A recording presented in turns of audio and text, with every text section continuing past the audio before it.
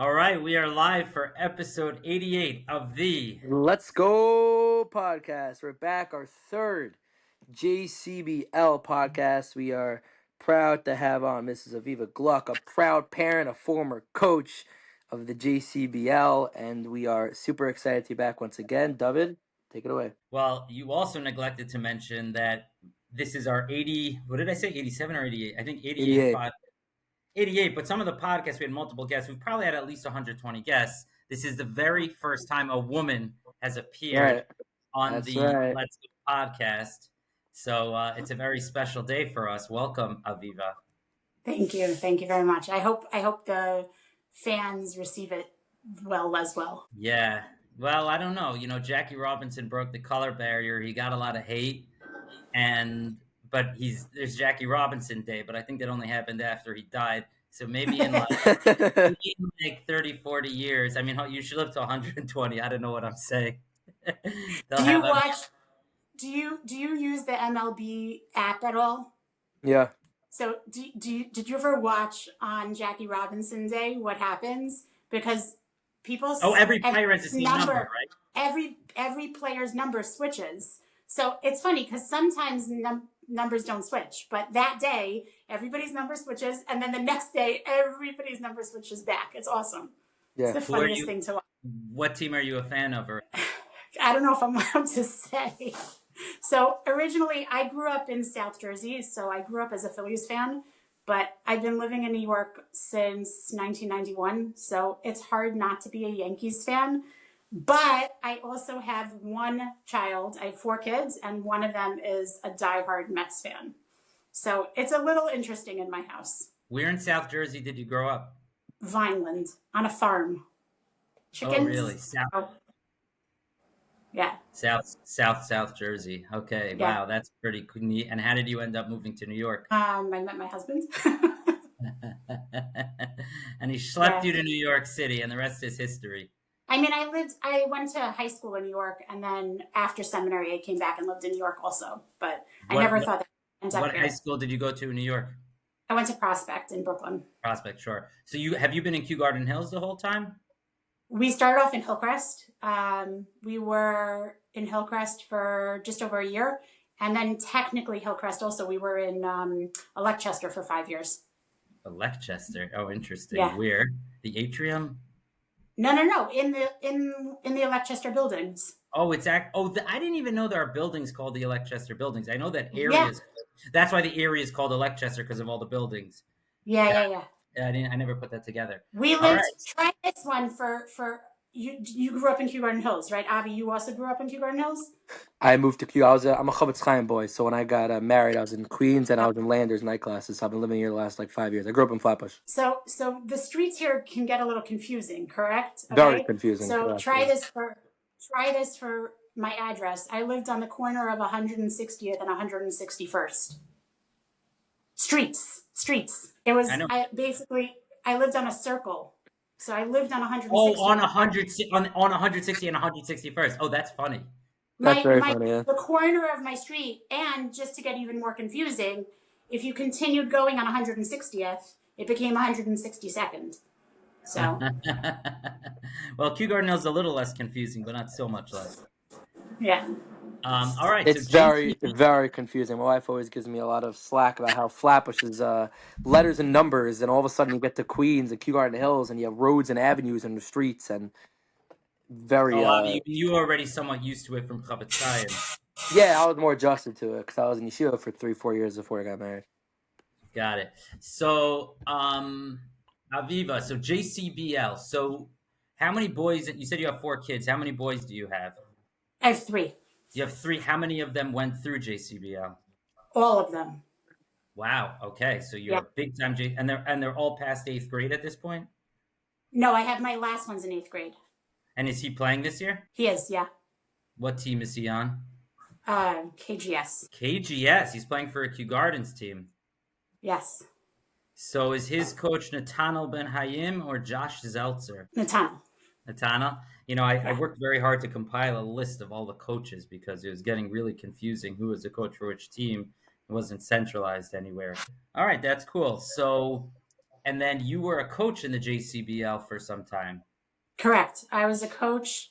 I mean, it was over an 8-year period because COVID, but I coached for 7 years. How did that Yeah. start? So when my son was in the youngest grade in baseball, me and my husband used to go to a lot of games, and they were always short coaches, and they needed somebody to coach. So they asked me, they're like, "You guys come to all the games. Can your husband coach?" And I laughed at them. That's funny. And I said, "Do you know my husband? He's kind of busy. He comes to a lot of games, but he's kind of busy." So I asked them if they would take me and we would rotate. So that's basically how it started. So originally it was really me and my husband coaching for probably 2 years. My husband, if he would come to the game, he would coach. Also, what's funny is that he knows probably, I don't know, very few rules of baseball. And I grew up knowing much more. I mean, obviously, like I had to learn pitch count numbers, and I had to learn, the little kids can't steal bases, the big kids can. As a coach, you're also sort of like the catcher. You stand behind the fake catcher in 3rd and 4th grade, so you help them out. So my skirt. Oh, the coach stands back there? The coach stands back there? If you have 2 coaches, then they put the coach behind the catcher. I didn't realize that. Okay. Yeah. So you're collecting. So my skirt ended up helping with catching some of the balls. something that underrated advantage. Something that the male coaches don't have. Yeah. So, Right. But it was funny because like my husband, like I was like, first of all, he's not around half the time. When he is, he was there. But also like he's on the phone, he's busy, and he doesn't know any rules. So like, why do you want him? They're like, we just need a warm body. But like when he's not available, then you can do it. So that's how we started.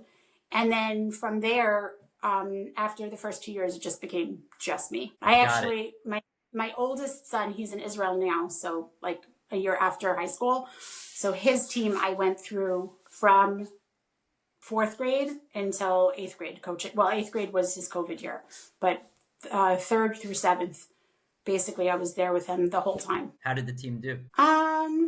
We were always good, but not the best. Uh-huh. We got into the World Series twice. That's a nice track record. Yeah, I hazard a guess. I mean, the Yankees have only been to the World Series once in the last 15 years. I hazard a guess that if COVID had not reared its ugly head, that they would have won in 8th grade. Because also, they were always better when they were older. That's something actually I think that we wanted to discuss, is keeping teams the same. His team, it was the same core group. There was a boy that left, a boy that came, but it was the same core group of boys the entire time from 3rd through 7th. And in addition to that, they were also all in the same class. So you have not even the same grade, but the same class. So you have 10 boys always together, always playing. They had amazing vibes with each other.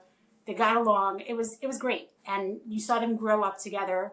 I appreciated it also because they were in the same class. We used to have boys who weren't playing who used to come to cheer them on. It was great. And like their Rebbeim used to come. Your brother was their Rebbe in 7th grade. He came to some games. He didn't have kids on the team, but he came to the games. That's very sweet. I didn't know he did that. No wonder they like him. People always come over to me like, "Yeah, brother's the sweetest guy. He's such a great Rebbe." I'm like, "Yeah, whatever." Well, we've had him 3 times, and he's a neighbor of ours, and we really like him.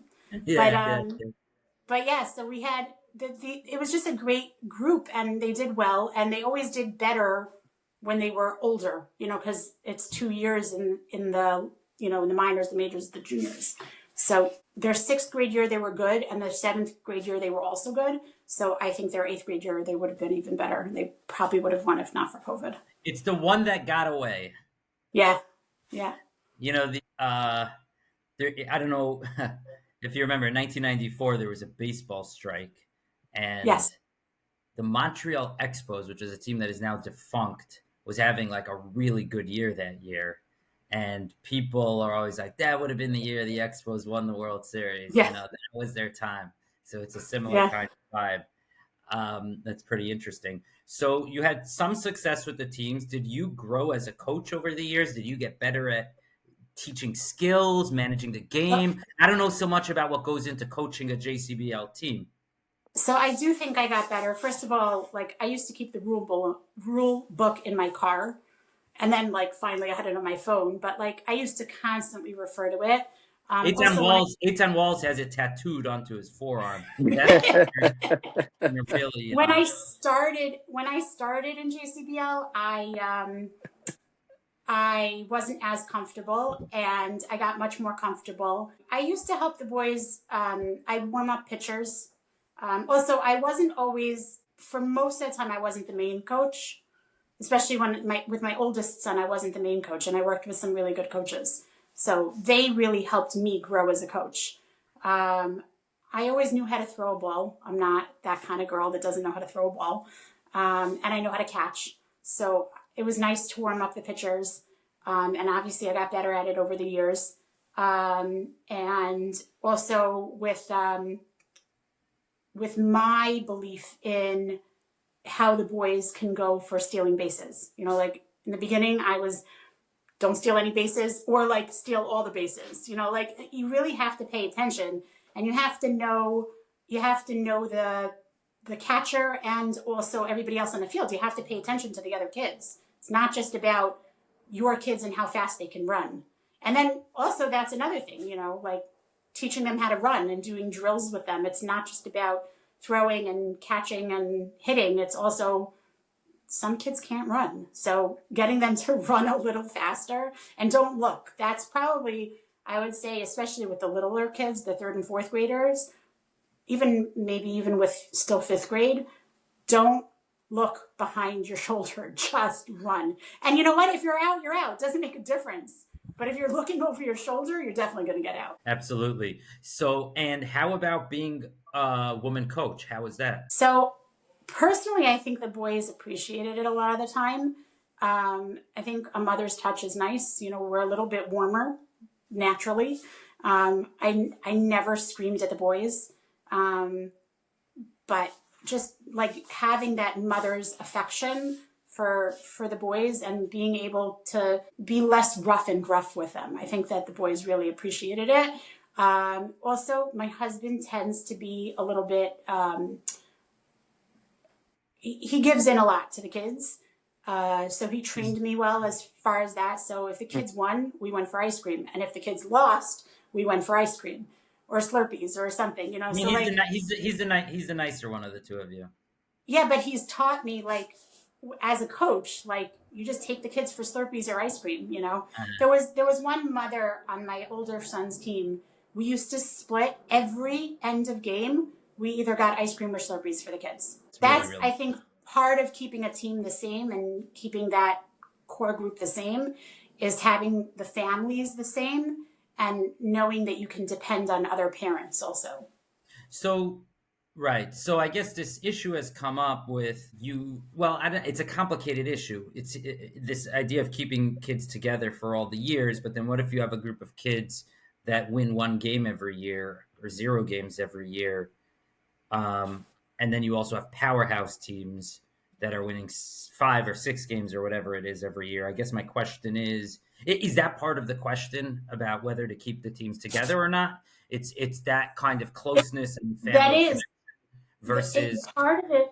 competitiveness. Part of it definitely, like, if you have a strong player, my son, my youngest son, who's in 8th grade now, he's a very strong player, but he's been on some not great teams sometimes, and like sometimes I feel bad for him, But on the other hand, a lot of playing baseball at this age is learning how to be a team player. So, it's not always about winning and losing, I think. So how do you recommend balancing? How do you recommend balancing that? You have to. That's part of being a good coach. So that's just how do you how do you inspire the children to make sure that they're happy, you know? Yeah. It's interesting. In our adult leagues, I would say 95% of the teams here and there, you have a team that just wants to play with their friends. In the adult leagues, everybody wants to win, and the competition can be quite fierce. So it's an interesting thing to think about that maybe with children, that's not what the most important thing is. I don't know. As I'm So also on a, yeah, go I'll ahead. tell you personally, watching as a mother and then also as a coach, I've watched some pretty intense coaches yell at their kids for losing. My husband actually got a coach ejected once for yelling at kids because, the kid struck out and, like, bases loaded, end of the game, they could have won, and then he struck out. And the coach yelled at it. I'm pretty sure it was his own kid even. And my husband got the coach ejected from the game. You can't talk to kids like that. And something that I've told my kids, I mean, one of the years that I was coaching, we ended up in Tier B, in the Tier B. Playoffs. But no, we were in the finals, I and don't we know what won. tier B. You mean the tier B playoffs, though? The tier B finals. Sorry, whatever it's called. The Yeah, tier yeah, B postseason is what you yeah, meant. Not that yeah, there are two yeah. tiers. There were never two tiers during the regular season, correct? Right, right, right, right. Okay, got it. Yeah, yeah. So we won. And so first of all, like we won the semifinals, and then we got in and we won the last game. So okay, we won the World Series, right? So when we got into the World Series, my team was like, "But we lost every game." I'm like, "That's not the point. We're playing again. We won one game the whole season. We lost every game, and finally, the last game of the season, which happened to be the one that got us into the World Series, we got in, and then we won the World Series." And in the beginning, my kids were like, "Who cares?" I'm like, "What do you mean? We have trophies. We won. Like, that's great, It doesn't matter that we lost all season. We still won one game, and You we won the big happened one. on. You won the We big one. happened. What was cool also was we won a team that had been playing well the whole year, and then towards the end they slacked off. So it was nice to know that. But then one time when my kids lost the World Series, they were Tier A and they lost. I'm like, okay, look at the Yankees. Look at the Mets. Look at all these guys that are paid how many millions of dollars. They lose. You can't win every game. It's not possible. And you guys are not professional. You want to be professional, then you can't go to yeshiva. Like these kids are in yeshiva until 6 o'clock at night. Do they have practice? Some teams don't have practice.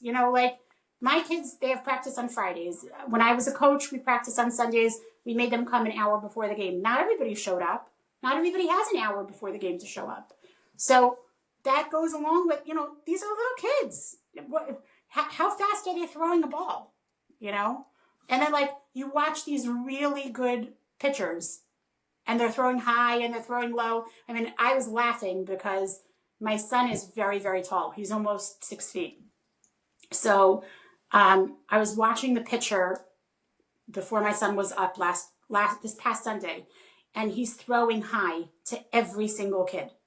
Every single kid is getting a high ball. He walked everybody. And he walked everybody after my son also because every pitch was high. But then my son struck out because he was throwing high. So he was, that's it.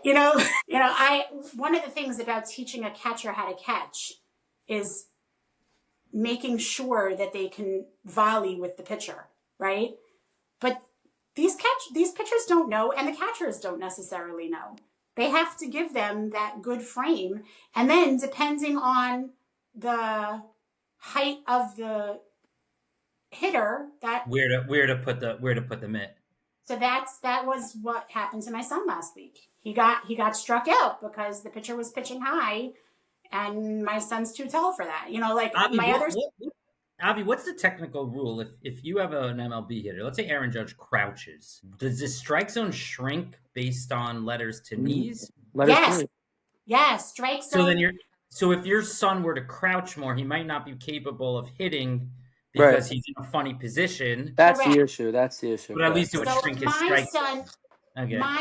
my son, my oldest, his specialty was getting walked. He didn't know how to hit so well. He was able to throw, he was able to catch. He wasn't such a good hitter. So he was amazing. He's not tall. I mean, he's 5'9" now, but when he was in 7th grade, he was probably like 5 feet or something like that, or 5'2", whatever. He had a specialty in crouching. And and when he crouched, it messed with.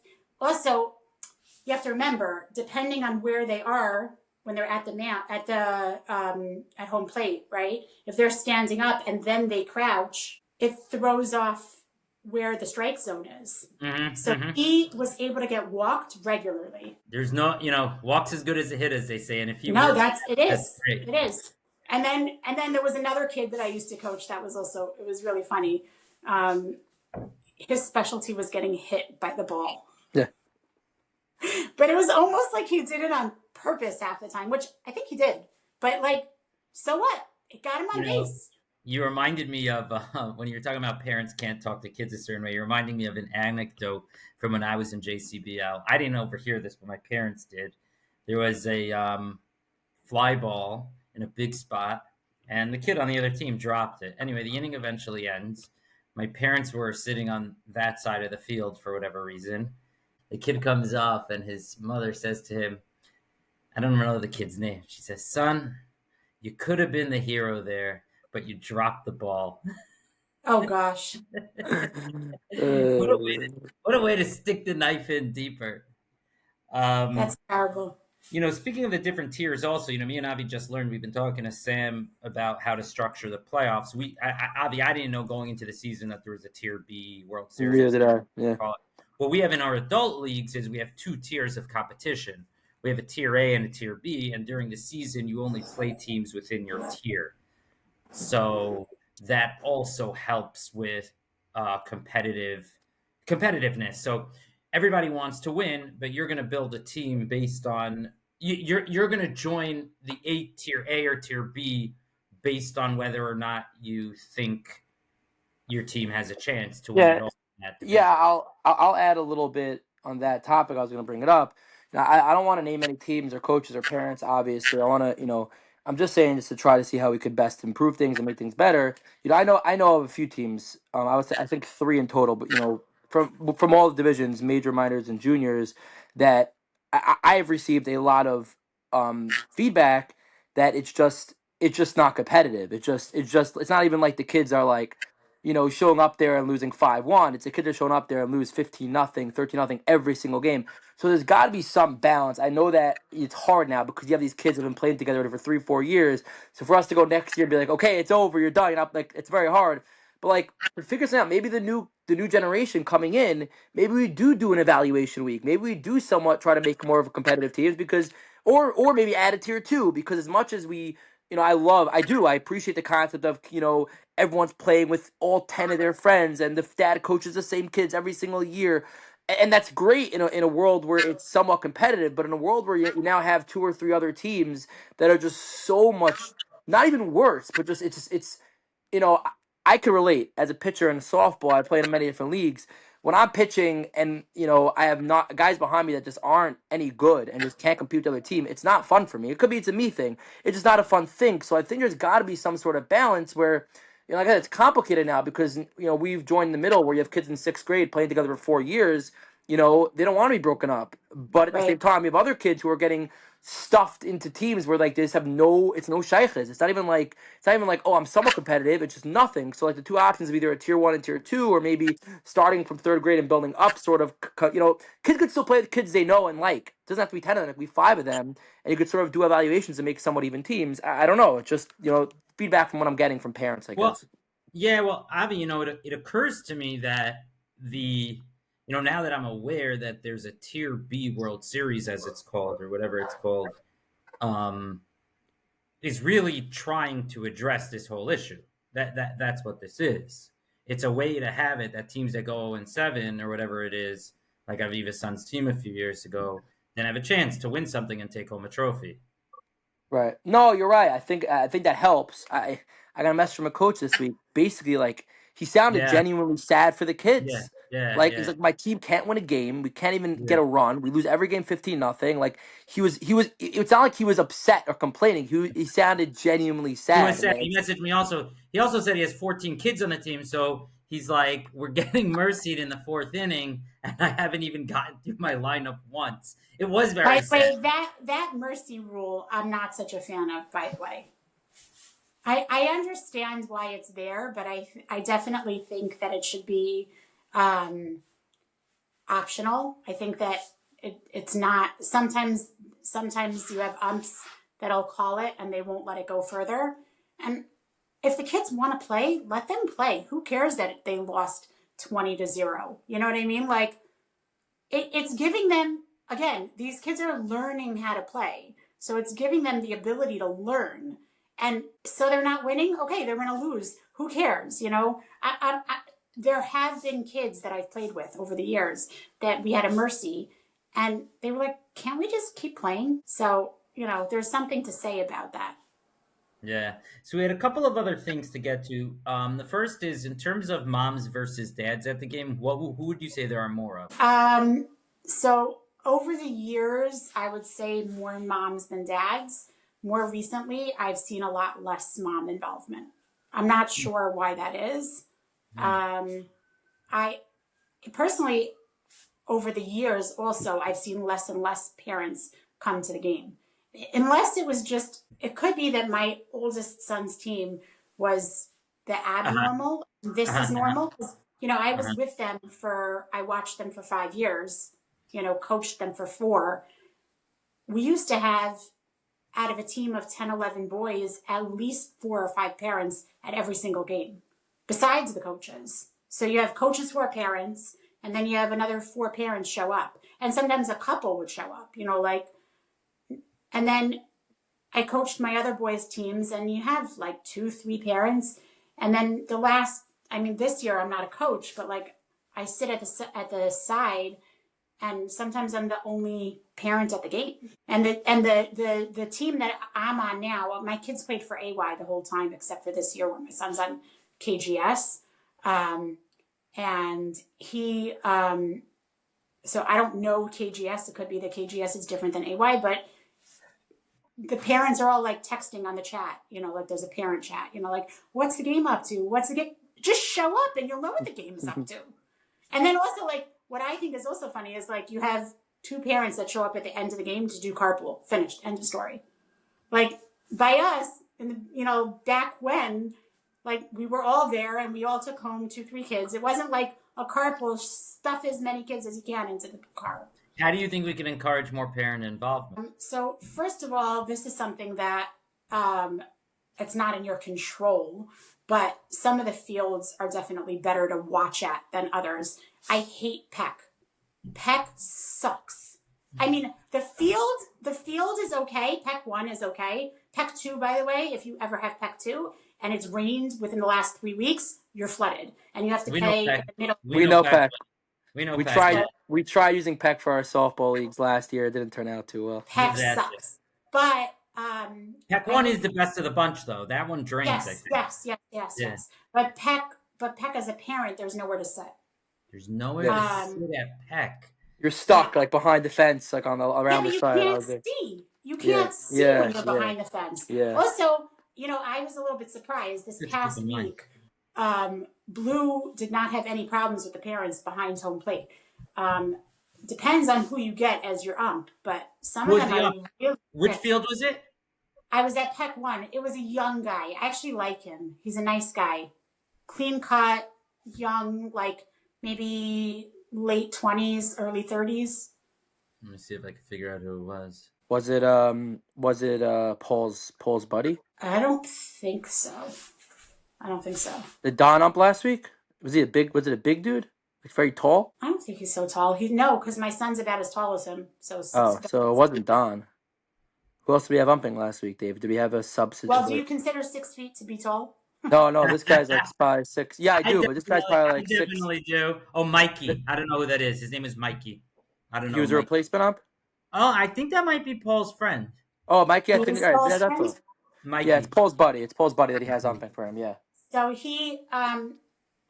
so he didn't bother anybody about standing behind home plate, but I've had some umps be really strict about that. They can't, the parents can't, there's a rule. You can't stand behind home plate because even if the fence is there, the ball technically, if it's like a really fast ball, you could get hit, you know? So he didn't say anything about that, but like you can't, like let's say you want to sit behind the people that are behind third base, like the dugout behind third Yeah, base, you can't see you him. can't get to them. There's no way to get there. And Right. then also, what I also don't like about Peck is they're like random people that just walk across the field, and the outfield is very small by Peck.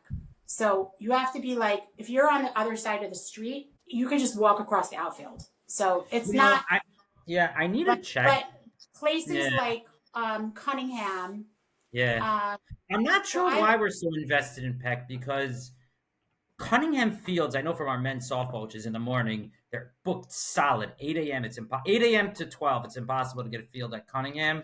But then it lightens up in the afternoon. So I'm wondering if for next year we can shift more games over to Cunningham, which is just as Alley, close, right? It's the same Alley distance. Pond and Cunningham, they're a little bit further than A Peck. little bit further? Okay. A little bit further, but not that it's making or breaking. I hate Great Neck. It's such a schlep. There's no trees for parents to sit by. The nice thing about Great Neck, the only positive that Great Neck has is that they're bleachers. Like that, I don't know how to By the get way, there's bleachers. another positive in terms of running the league. There's another positive that Great Neck has, which is Yeah. that they drag the fields on Sunday They have a morning. parks department. Yeah. Oh Yeah, wow. yeah. So we've actually had there's been so much rain this season, and like you said, Peck not draining, Yeah. other fields not draining. We've been sending a worker around Saturday night and Sunday to push the water Clean the out of the field. way because we hate nothing more, me and Avi, than a game canceled due to field conditions. It's like In other words, it's not raining, It but you kills still me. It play. absolutely kills me. In my Yeah. in my in my men's softball By league, the when I, way, this yeah, is the best. I'm on a block chat. It's all women, right? And a few years ago, somebody was saying something about, yeah, it's going to rain all weekends. I'm like, no, no rain. And they're like, what do you care? I'm like, I'm a coach. I can't do day games. Weekday games suck. I need to do the game on Sunday. And they're like, yay, our kids aren't playing. Our games are canceled. See, like that culture of like parents like being happy that the games are canceled. First of all, you're going to end up with a weeknight game. And weeknight games are the worst. they're the worst. And what do they Terrible, do with your terrible. kids on a rainy Sunday, though? What do they do with the kids on a rainy Sunday? I don't know. They don't care, apparently. Okay. Take them to some indoor place. I don't know. So Make them that also raises another issue in terms of trying to get away from weeknight games. We actually started our men's softball league this year. It sounds crazy. We started it March 9th, but it's still winter because Right. there were so many Sundays knocked out. 2 for Pesach, 1 for Shavuos, Erev Shavuos. Then these Memorial early Day days, and Memorial Day, Sunday. the People Early don't Day understand. Parade. We started really early, and it ended up working out well. It's also kind of funny because the March is a much drier month, so we didn't have any problem with rain in March. But we were wondering also for the hardball league. I don't know if parents and kids would go for it, but we would be Why totally not? down. What's the downside? I mean, the only Because it's downside that I 42 degrees. It's 42 very cold. degrees. It's Yeah. very okay, cold. so you know what? My kids play football. Okay. Yeah, yeah. That's what bothers me also, by the way. They play football, and they play football in every season. Rabbi Pearl runs a fantastic league. My kids play in snow, in rain. A few weeks ago, it was raining really bad on Friday, and he canceled the game. And then it ended up stopping. The rain stopped right before the game started, and they play on turf, so they really Wait, couldn't where do play. they have turf fields? By College Point. It's Really? right next to where you know where. Yeah, we know college. Yeah, college. Owen's- We use those fields for the. Oh, they use the soccer field at College Point Yeah. Fields? Yes. Really? That Yeah. is really neat. Yeah, they built Yeah. that field like 5 years ago or something. Yeah, but he also plays across. He plays across the street, also like under the highway. The bigger boys In play College across the Point? street. Yeah, there's more fields over there, but they are all turf, so they could play in the rain. There's no there, there's puddles, but I'm saying like it doesn't get muddy or anything. So he ended up calling the game off, and it ended up stopping to rain. Last week when it was drizzling, he ended up doing a double header, which my kids have been playing football for years. I don't think they've ever had a doubleheader ever. So I don't see Oh, what the problem is. we rubbed off on them. I mean, I know, I I know. personally, I've coached games in baseball. You end up, I mean, today it's 50 degrees outside. So you can have a Sunday like that in May where it's 50 degrees. We've had it. I've had my kids, the umps are like, oh, they're not wearing their jerseys. It's freezing cold. They're wearing their jerseys under their sweatshirts. Leave them alone. Like those So, umps that used to make. so it sounds like you're on board. We'll revisit it next year, but in our mind, we're scrambling to make things up. And weeknights, like you said, are a disaster. I'm in 20 different group chats with coaches trying to make weeknights work. In my mind, playing in the Weeknights, there's a few problems with weeknights working. Number one is Yeshiva Katana ends late. I mean, Tifmo ends at 6, but Yeshiva Katana, I think, is like 6:15, 6:30. So if you have a Yeshiva Katana boy on there, you're screwed. If you're playing against Woodmere, they're not getting there until right. 6:45. You We're dealing schedule with that right now. Yeah. 15, and Blue is like, okay, guys, they're forfeiting. Hello, they have to get here, and same thing with Great Neck. And then the other problem is these umpires who don't want to work past a certain time, and it gets dark. And that's the problem that you're going to have if you do March games, because if you do March games, the clock doesn't change yet, or even if you do it before the clock. I mean, it's dark by what 6:30 after the clock change. Oh, so you mean even for a Sunday, So game? Sunday games are going to have to end shorter. Okay. These games, by the way, I will tell you, having these games played 2 games in a row, like a 2:15 and a 4:30 or whatever times you've been doing them, I'm not such a fan. My son's his team, for some reason, is always like the later game this season, and they've never played 6 innings. Wait, why not? Because what? Because the team before that played at 2:30 goes late. That shouldn't happen. I mean, this is another whole another whole issue we're dealing with is I mean, Dave, you could explain more if you want about the whole umpire situation, the field situation. It's as it is, it's extremely difficult to get umpires to show up in the middle of the day on a Sunday. No one wants to show up. To show up for one game is nearly impossible. It's very hard to find guys like Paul who's going to show up for one game in the middle of the day on Sunday, especially when they're working in the morning or working at night. They're not going to show up. So it's very crucial. If you want good umpires, it's crucial to have 2 games to give them some more work. But if you also want back-to-back games, something that we tried instituting in order, which we've been very lenient on, which I hope to be more strict on as long as I don't get as long as it passes, is that, as much as a lot of people don't like timed games, you have to do timed games. There's no other option, because then No, you get but stuck Avi, the like. problem is it doesn't sound like they're sticking to the timed game in the first game. Correct, because we've been very lenient. Sticking to it. We've been very But then, lenient on it. but then Correct. the second game gets to shorten the stick. Correct. We've been very lenient on it because we've gotten a lot of parent feedback of how can you do this, but we have to, again, this year is very much a transition year in which we're trying to not put our stamp on things at all. We're trying to really evaluate and see. There are certain things I thought were so outrageous that I thought, okay, let's try it.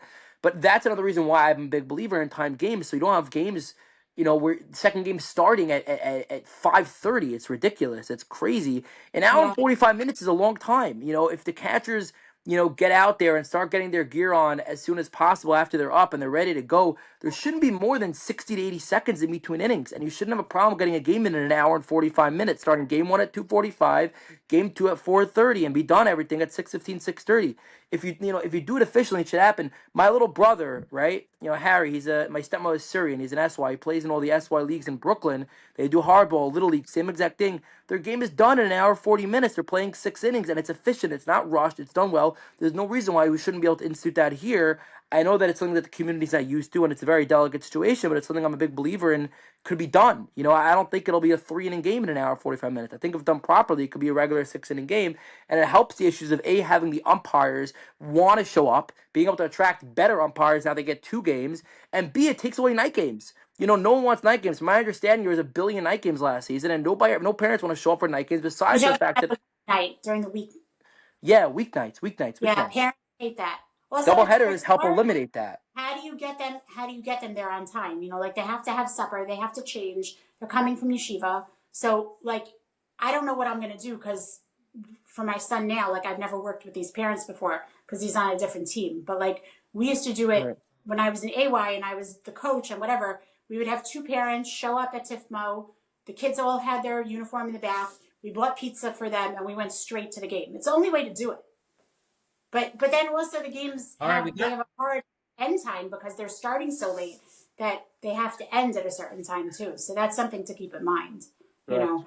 So you're gonna have we got to wrap in yeah. We got to wrap in a minute, but this really shows the point though that there's a lot of feedback, thoughts, and ideas that we need to figure out a good way to assimilate and work on after the season. And next season will be here very, very fast. It's something we discovered. It goes quickly. So I don't know if we should make like some kind of like parents council or coaches council or something like that to sort of iron out some of these issues and come to. You're never gonna have a group consensus on anything, but some way to get enough feedback that we know where everybody's coming from. Like the Peck 1 thing is interesting to me, so that'd be like an interesting question to put out. We could get Cunningham 15 every week. Should we remove? Let's say, should we remove Peck 1 from the roster? People say no, it's 7 minutes closer to Kew Garden Hills. You know, that kind of thing, the doubleheader kind of thing. So there's a lot to talk about. Time games. Time games, starting the season on March 9th or March 15th. You know, so that you don't have weeknights, all these things, double headers. Rosters. I definitely think that there are enough coaches that have coached for a long time in most of the teams. I know that KGS has been having like a coach issue for the last few years. Not in every league, but it's been a problem. But AY and obviously Great Neck, Woodmere, some of these coaches have been around for a really long time. And you have coaches, I mean, you interviewed, I saw that guy that was on, he's been a coach for, I don't even know how many years, you know. Nathan Walls. So I think that if you get the coaches in, because most of these that's coaches what we intend to do. Also, so having them give you feedback, that's enough. You don't need the parent feedback because you're going to hear from 500. Got it. I appreciate that you had me on. It was very Our nice. Our pleasure. And, Truly. Should have more women involved in the sport. Well, that's a whole separate issue, which is we've been trying to get our HSL women's stuff off the ground, but we haven't had too much success with it. It could be women or girls. Girls. Sorry. Future. No, because I know I have friends that play softball in 5 towns. They're on some kind of team from women, but I don't know about girls. Our first league was a big success actually in the spring last year. It's just gotten smaller and smaller since. I don't know. We have awesome directors. Our girls running the program are fantastic. They're amazing. Fantastic. Yeah, Regina and Marty. They run a ton of programming in the 5 towns. For some reason in Queens, it's not sticking. It's very strange. I would love to see girls have more sports. Definitely. So how do we make that happen? I think you need really good coaches. We do. I think a couple of our coaches, they run massive programming in the 5 towns, and they do it in Queens with us also. It's just, I don't know, we're going to try it again for the fall. We'll see what happens. We've been trying it. What sports do you have available? For the older girls, like grades 5 through 8, we do basketball, like basketball clinics. She runs clinics and turns it into like sort of leagues. For the younger girls, we mimic what we have for the boys, which is called a multi-sport program, which is our most popular program by a landslide, in which we focus very, very much on skill building in different sports. It's called a multi-sport program, which they'll do. For the boys, they'll do football and basketball and soccer. For the girls, it'll be more, soccer, machanayim. Even they did like ping pong and kickball and stuff like that. But really focused on like teaching them and, skills and working with them as opposed to like just throwing them into a game and having them play, against each other type of thing. This is a Sunday program? All Sundays. It's interesting. Yeah. We also have clinics at night now we started for the boys, but for the girls, it's all Sundays. It's Sunday mornings for the girls and the afternoons for the boys. Late mornings, so we don't try to contradict other programs. Right. I don't have any. My girl is 21, so she's out of it. But it would have been nice for her to have something. Yeah. Hopefully it picks back up in the fall. All right. Thanks again. Thank you. Thanks for coming on. Bye-bye. Okay.